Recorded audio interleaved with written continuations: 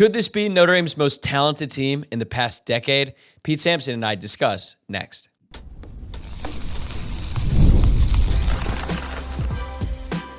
You are Locked On Irish, your daily podcast on the Notre Dame Fighting Irish.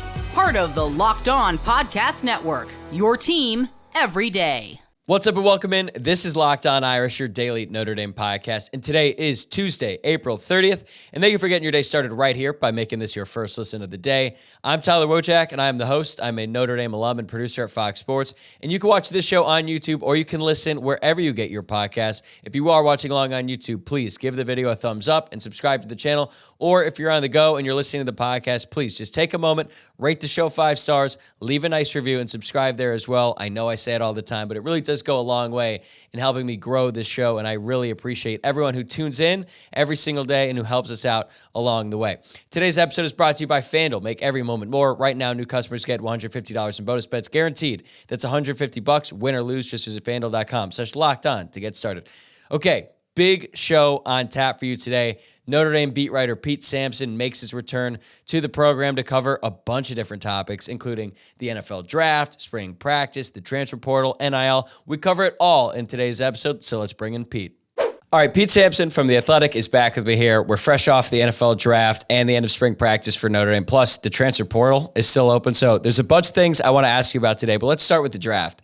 Notre Dame had a really good showing this year. 7 players selected. That was tied for 9th of any school. And they had a player go in the top 5 in Joe Wall. But I'm not going to lie to you, Pete.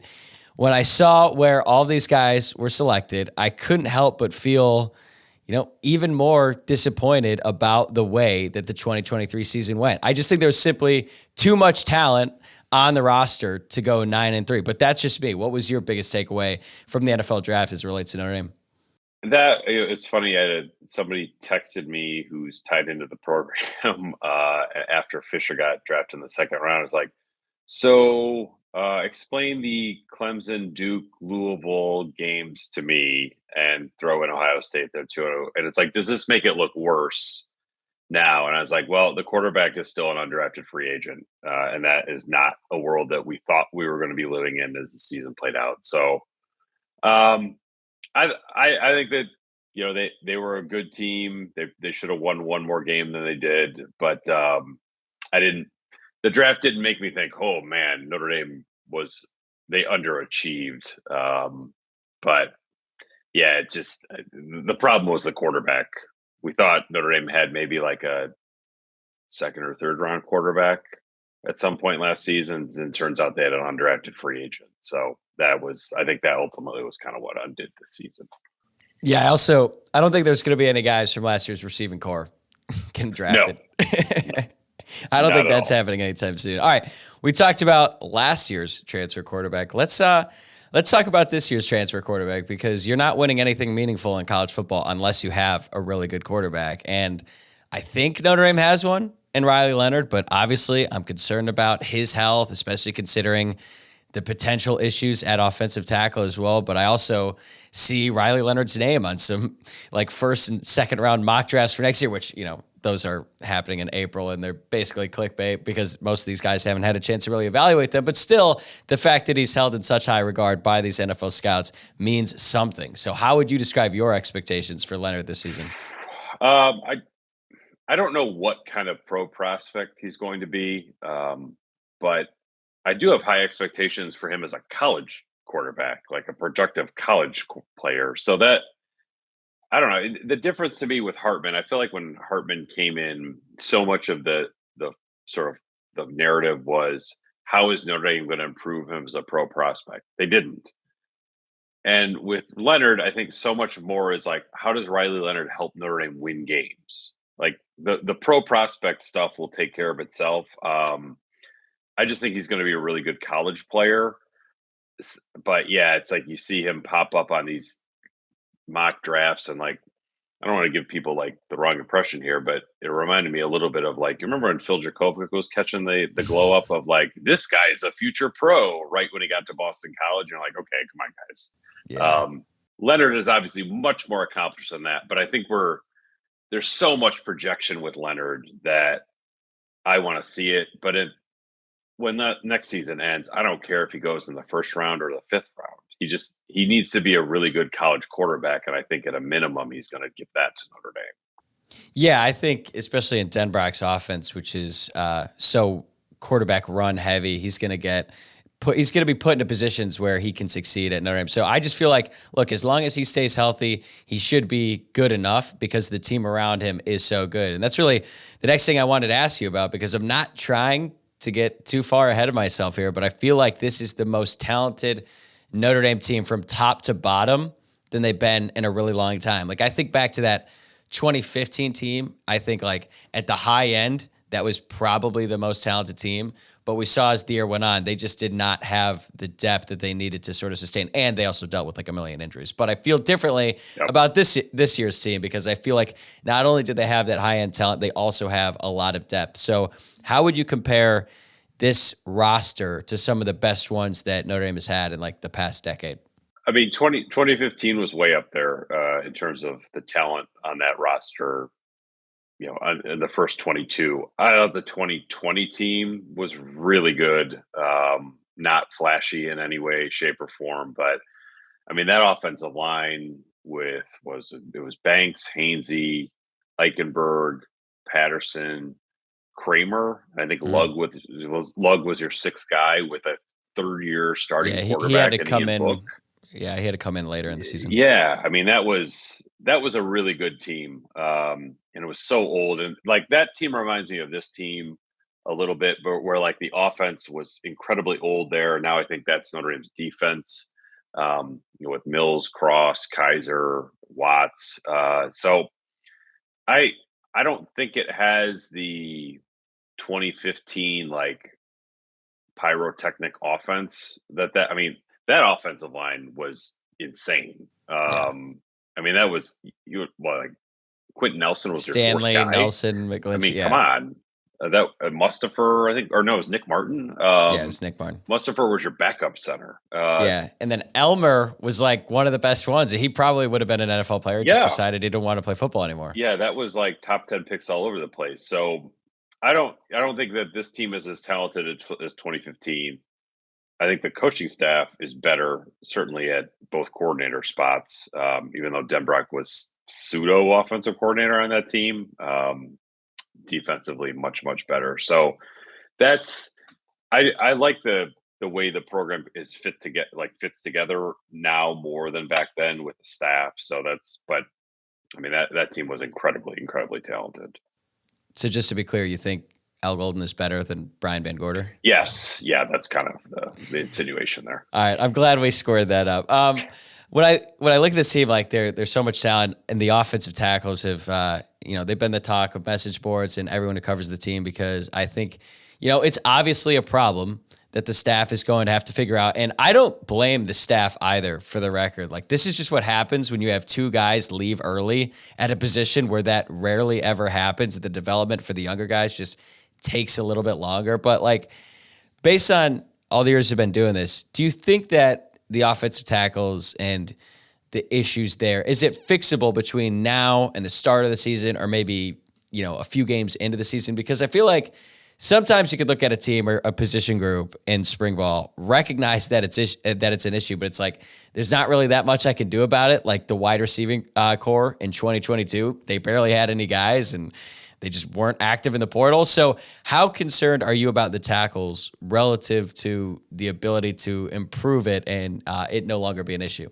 Very concerned from that point of view, because there's no fix in the portal that Notre Dame, I think, is going to be able to get. There just aren't tackles in the portal. You mentioned guys leaving early. Like in the past, leaving after your fourth year was leaving early for Notre Dame. They got killed with two guys leaving after their third year. So that's not a reality that they've dealt with in the past either. So it's a developmental position. You're only going to be able to coach your way out of it. You're not going to be able to recruit your way out of it. You're not going to be able to roster addition or acquisition your way out of it. So what you got is what you got. I don't know. And I think that the question is like sort of how long is it going to take for them to know or make this work? October 1st, you're going to have to play games. and sort of figure out who can do what. Or I think it's going to ultimately be a little bit like the 2021 offensive line, which was not a good line. Yeah, that's not great. But in the sense of like, you really had to work through some stuff in game to figure out, oh, this guy can play, or, who's this tight end 44? Could he play offensive tackle? Yeah, it's Joe Alt. But they didn't figure that out until the end of September. So maybe there's a development story like that. But I do think this is one of those years where you're going to need game tape and game experiences for these guys to figure out like who can play and who can't, and who can play where best, because I just don't think they're going to be able to recreate any of that in August. They certainly weren't able to recreate that in March and April.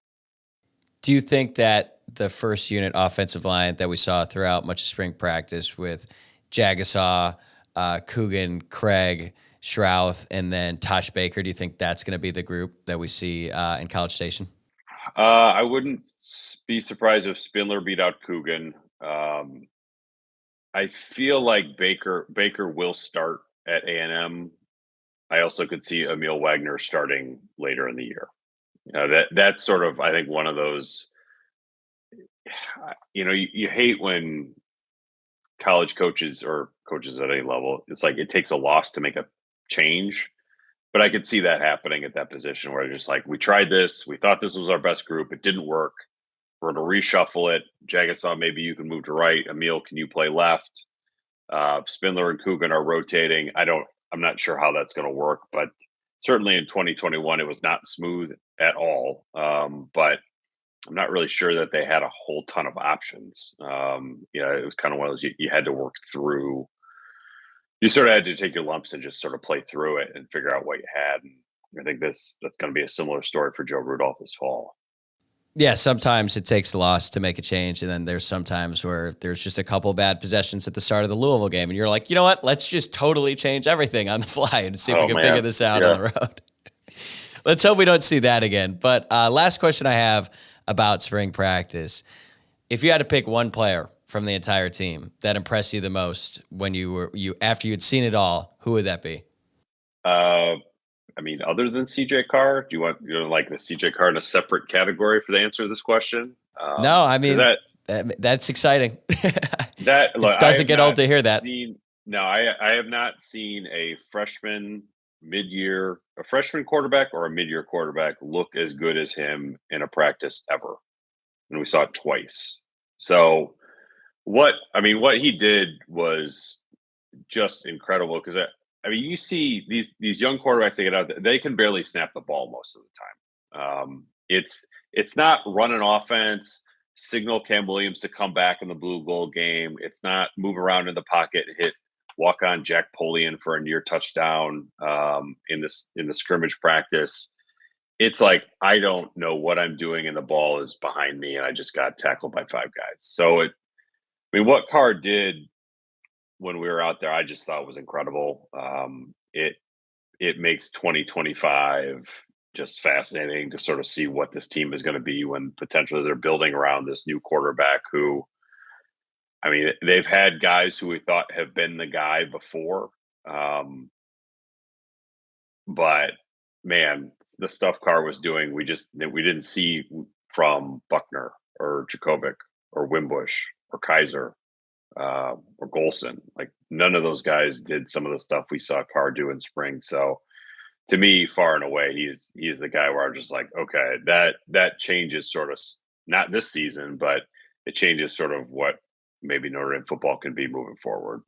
We'll be right back with Pete to talk about a pretty significant shift in Notre Dame's NIL approach. But first, I wanted to tell you about Gametime. Gametime is an authorized ticket marketplace of the NBA, which makes getting playoff tickets even faster and easier. Prices on the Gametime app actually go down the closer it gets to the tip-off, and with great last-minute deals, all-in prices, views from your seat, and their lowest price guarantee, Gametime takes the guesswork out of buying NBA tickets. I actually used Gametime a couple months ago to go to a Lakers game, and it could not have been a smoother process.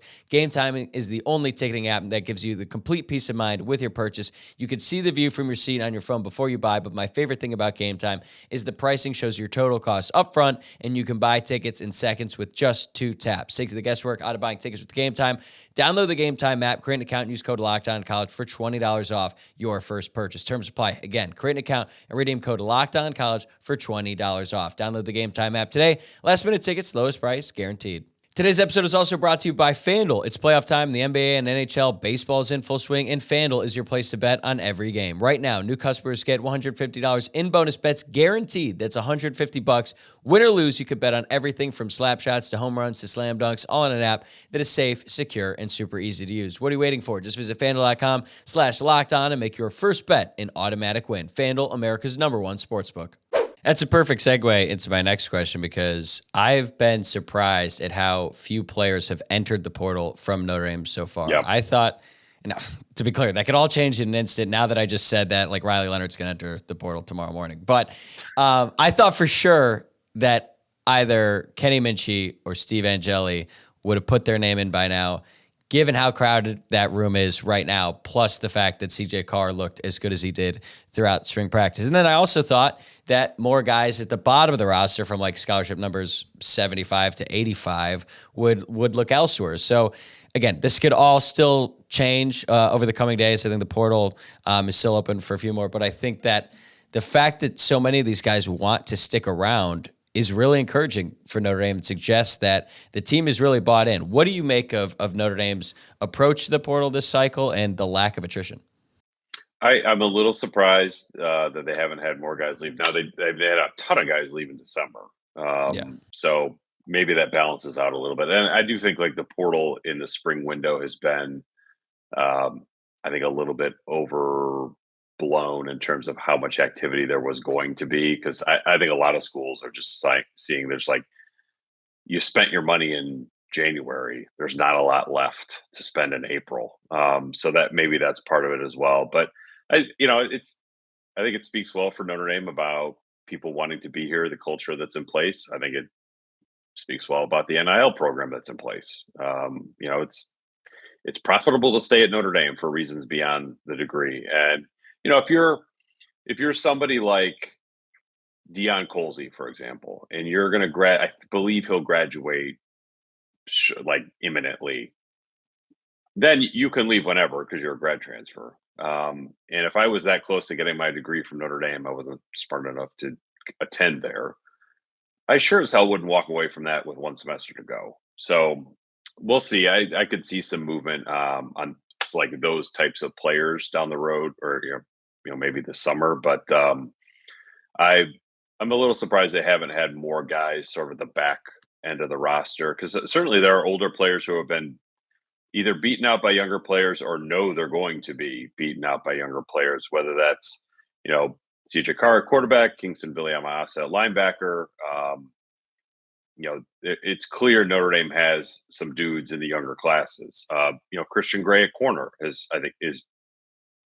have moved past some older corners, and we did see a little bit of movement at that position. But for the most part, I'm surprised that they haven't had more, just because of the way college football works in 2024.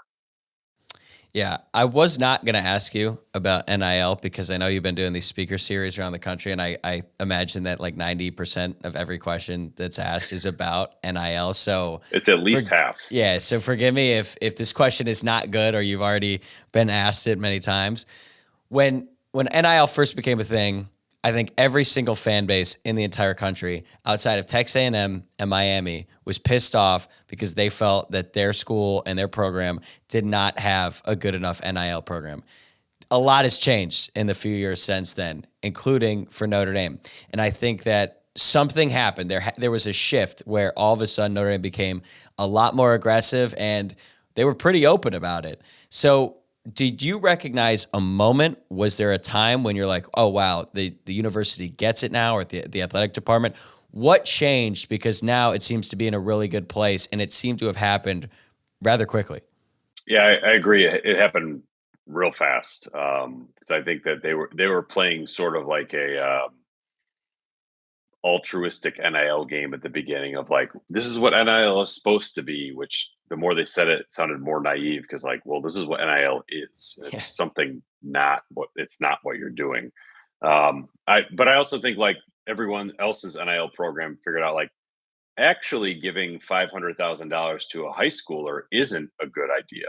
And like Notre Dame sort of was wise to that very early on. But what I think what changed was, I don't know if like losing to Marshall is like you would point to that and be like, well, this isn't working. But I do think that Notre Dame there were some people at Notre Dame who were higher ups who are mentioned to me like Marshall had 20 transfers and we're struggling to get like four. Like this might not be sustainable. And so, I think some of it just gets back to like you have a head coach that you want to support to the highest level. NIL has to be part of that. I think Marcus Freeman has engendered a ton of support around Notre Dame, both administration, athletic department, trustees, NIL. People want to back him, and I don't think that's gone away or lessened in his first 2 years here. But I think some very important people at the trustees level were like, you know what, we're going to be aggressive with this.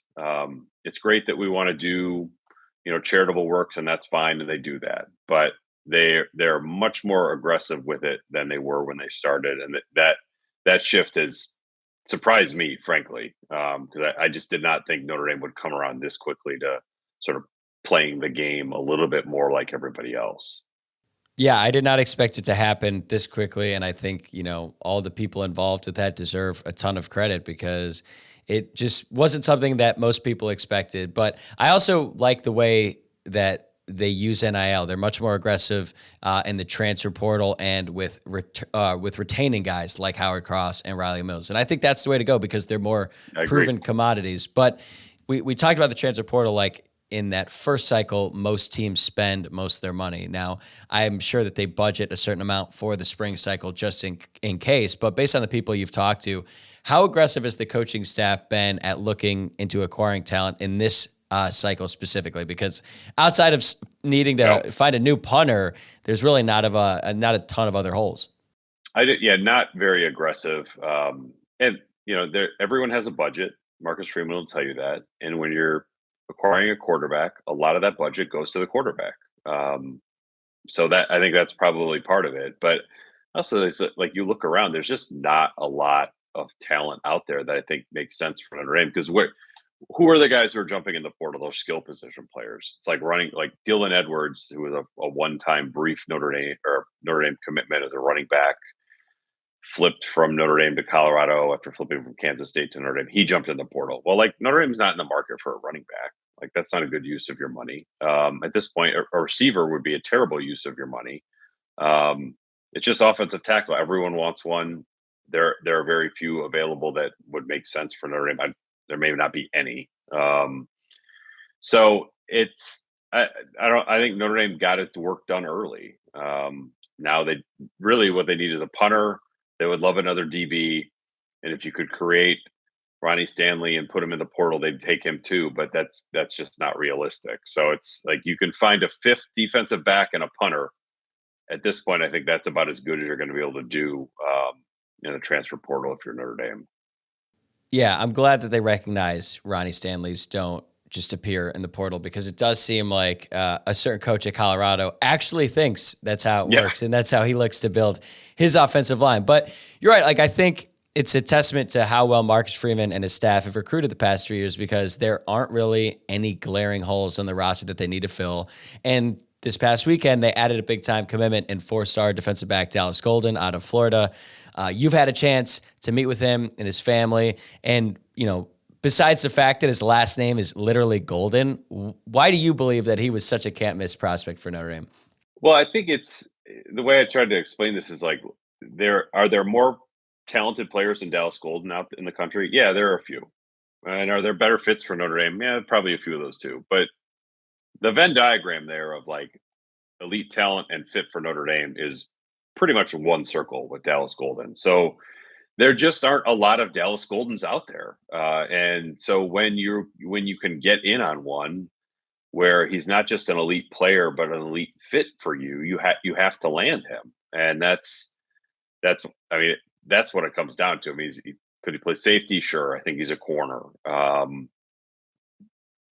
spending time with him and his family, like very mature. I think has interest outside of just football. So I just like you're just not going to find better players out there that fit what you want to be about than Dallas Golden if you're Notre Dame. And like, look, Georgia wanted him, and Alabama wanted him, Florida obviously wanted him, and Notre Dame got him. So it's like these other schools would also like somebody who's a great Notre Dame fit to come there because he's will be a low maintenance player and a high impact. But there just aren't a lot out of them, a lot of Dallas Goldens out there. So that's why it was when you can find one that's interested in you from Florida, you have to land him. And I give Notre Dame a lot of credit for getting this done, frankly, kind of early. Because when I spent time with Golden in February, the thought was more of a summer commitment than it was, here late April. Yeah, and Florida State's Mike Norvell flew a helicopter onto the practice field, right, I think, to try to sway him. So it was a battle for Marcus Freeman, also Chad Bowden as well, because I know that he was a big part of that recruitment, and he's a big reason why that was able to get over the line. But when I watched Golden's highlight tape, I couldn't believe how much better he was than literally everyone else on the field on offense and defense. And he's playing against good competition in Florida too. It's not like he's beating up on some kids who could pass for eighth graders out there. And by the way, shout out to those kids because that's what I looked like when I first started playing high school football. I would love for him to play both ways because he's just so good with the ball in his hands. Maybe both ways could be just like primary returner, but he's just such a good athlete. What is it about his game that makes him best suited to play cornerback in college? I think he could play either. I just think that his sort of lateral quickness would allow it at his size because he's taller than Ben Morrison. And he just spending time with him, like he's got like long, wiry build to him. So it looks like he could get quite a bit bigger. Maybe he would grow into safety, but I think he's a corner that he could be boundary, he could be field, just sort of depends on what they need him to play. But he's just like an all-around athlete that, as you said, like his highlight tape, he's smoking kids. And at Berkeley Prep, it's not like they're playing eighth graders. Yeah, it's really fun to watch. I encourage anyone who has not seen it yet to go check it out because I promise you'll get excited. But there was a stretch there where a lot of fans are getting really upset about the number of three-star players Notre Dame had. And I think it's fair. I think the criticism's there. Notre Dame took a couple players where even I was like, I don't know about that one. But adding a guy like Dallas Golden can calm some of those concerns. Plus, Notre Dame is in the running for a few more high-end players in the class of 2025, including wide receivers Derek Meadows and Javen Boggs. If they get those two guys, plus maybe a couple others, that can really take the class over the top. Like cornerback Mark Zachary's another potential option for Notre Dame. What's your assessment of the class today, and how do you think it's going to finish? I think it's a pretty good class, and we're talking about Notre Dame standards, right? Like This is a class that 95% of the country would kill for. But I don't think it will match last year's class, but I think it will be close. And as long as it has like the high end talent at the top, Dallas Golden's a big part of that. Ivan Taylor's a big part of that. Deuce Knight is a big part of that. If you can hold on to those players, then I think you have a very good class that, you're sort of stacking classes together. But is the depth of it going to be as good as it was last year? That's tough. Last year's class I thought was outstanding at the top and in the middle. This year's class I think has a chance to be good at the top, but is the middle going to be as good as it was last year? I'm not so sure. I think it's also worth remembering Bryce Young was like a top 300 player at this time last year. I think One Network actually had him as a 3-star prospect. He turns into a 5-star over the course of his senior year. If that development story happens with somebody, then we look at this differently. So I think overall it'll be a good class. I don't think it's going to be the class that puts Notre Dame over the top of anything, but it's a class that sort of keeps them in the college football 12-team conversation. Okay, so Pete Sampson said Notre Dame is not signing gap closing classes. Glad we got that on record. Okay, couple fun questions before you get out of here. Give me your top 3 most memorable plays that you've witnessed inside Notre Dame Stadium. Okay, inside Notre Dame Stadium, in no particular order, I would say, not as much as like the Bush push is like the play, the Matt Leinart to Dwayne Yeah. Jarrett play probably sticks with me more, as like, oh man, I can't believe that just happened. Um, Brady Quinn to Samardzija in 2006 at the end of the UCLA game would be up there. And I feel like there are probably like 5 plays from 2010 Michigan that could be in there. The Denard Robinson game, Kyle I was Rudolph, at Denard that game, Robinson yeah. again. The 98-yard That game, touchdown. oh god, yeah, that game was nuts. So those would be up there. Yeah, it's like as much as I love the 2017 team, but like blowing people off the line of scrimmage with Quentin Nelson and Mike Lugochi isn't like a singular thing with Josh Adams. So you're thinking like crazy, insane plays. Yeah, a bunch from that Michigan game. I would say like Kyron Williams' run against Clemson to start that game Yeah. was one that really still stays with me because it was a play I felt like Notre Dame had been waiting about 10 years to make. And it's just like boom, all of a sudden it's like, okay, they're here. Like they're not messing around. That would be up there with me as the Obusu Koromoa sort of intercepted pitch. That would be up there too. So there's a bunch from that game that stand out to me, but it's like that USC game in 2005 is like that's the most insane game that I've covered in 24 years. And I just don't, it's like, I wondered if Ohio State could have topped it, had a moment where he thought maybe it was going to, it didn't. But the way that game played out at the very end, it's kind of hard to get over the top of that one.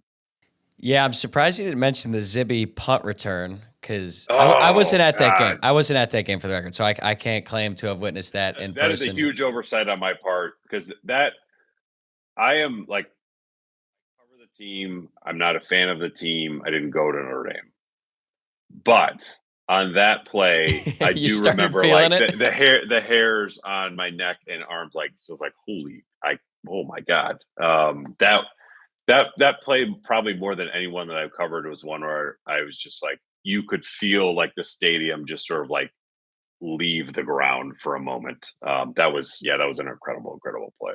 Yeah, you broke out into the alma mater and the press box. Yeah. Like, what's happening to me? In the first half or something? I was like, what? Yeah, I would say I was at the UCLA game in 2006. I would definitely put Samardzija's touchdown in there. Chris Fink's touchdown, 2018 Michigan, was right in front of me. And a more recent one, not nearly as positive, the DJ Brown almost interception was right in front of me in the end zone. And I that whole drive, I remember telling my dad, I was like, McCord just has to make one mistake. He just has to make one mistake. He just has, and then he made the mistake. And he did. And they didn't capitalize. Like the Stanford goal line stand in 2012. Yeah. Got to be up there. That was an incredible scene. It kind of gets lost because it was 2014 and both seasons went off the wire. But the way that Stanford game ended, the Ben Koyak touchdown was pretty wild.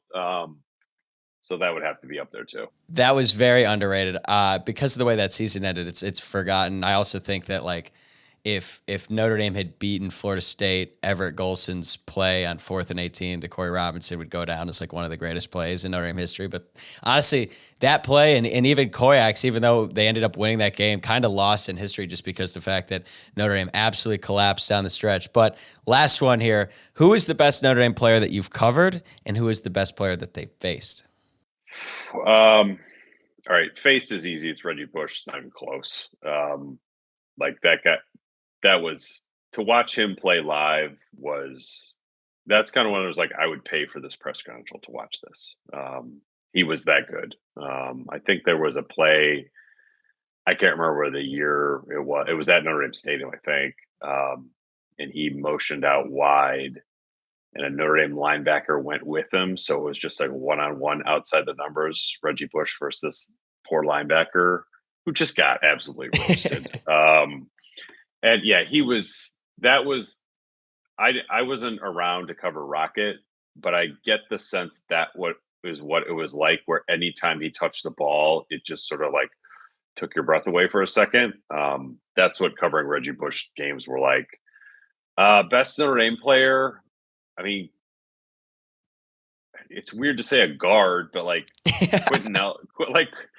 the Quentin Nelson Camping World or Citrus Bowl against LSU, where he can we say what he did to somebody? I mean, he basically teabagged somebody in the game, and then choke slammed somebody. Like that guy was incredible to watch. He made guard highlights cool on Twitter.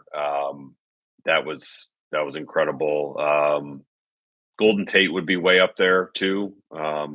He was probably as close as what you could get to Reggie Bush at Notre Dame. So those guys would be probably the two that stand out the most to me. Like Manti was great, and his senior year was incredible.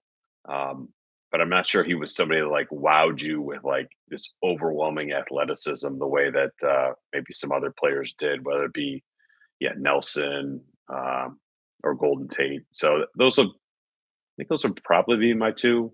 If you had to say like who's the best player you covered, because I think it was like who's the most exciting player that I covered, and both those guys were way up that list.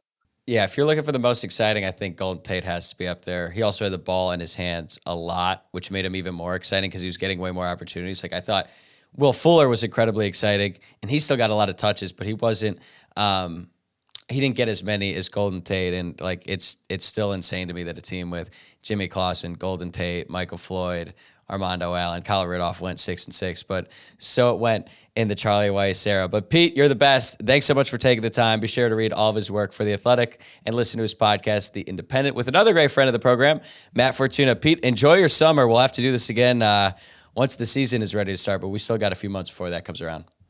Absolutely. Thanks for having me, Tyler.